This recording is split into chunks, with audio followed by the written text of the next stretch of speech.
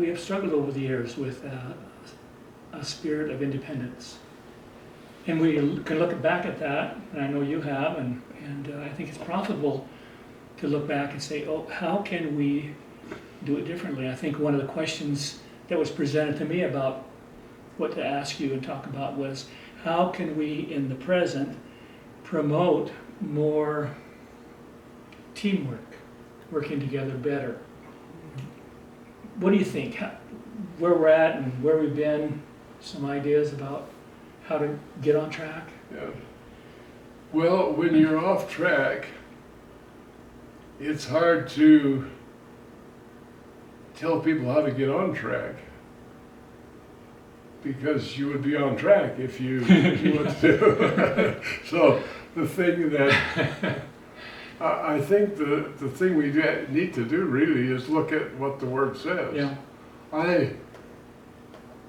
I don't believe that it's right for me to say, I'm not going to do that unless everybody else lines up, and so I'm not going to go unless I know you're going to support me. Mm-hmm.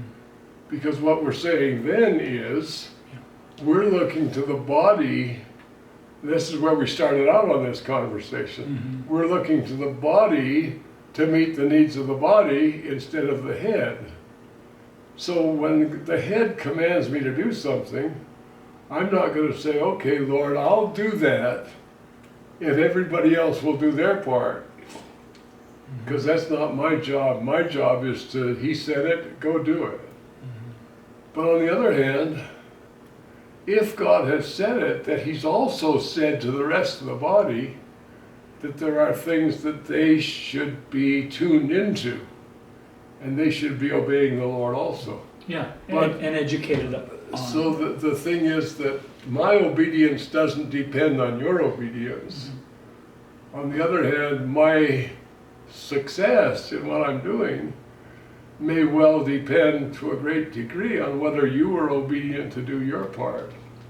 So I'm not going to be so dependent on you doing your part that I refuse to do mine. This is kind of like a husband and wife saying, yeah, I'd love my wife if she would submit to me. Or the wife saying, yeah, I'd submit to my husband if he loved me like Christ loved the church. Because then our obedience has nothing to do with what God said, it has to do with what the other person does. So someone else is controlling my life and my obedience.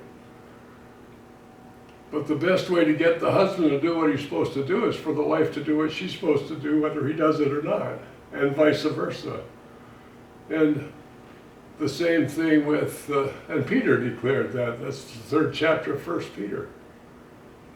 But that's also true in the sense of the church, the individual who's obeying the Lord, and the rest of the church. So I think that we got two sides to this coin. One is independent enough to willingly obey the Lord regardless of what others do. And secondly, being dependent enough that I'm not a lone ranger and I don't expect to do this job myself. I expect to be a part of a team, which is the church. Yeah.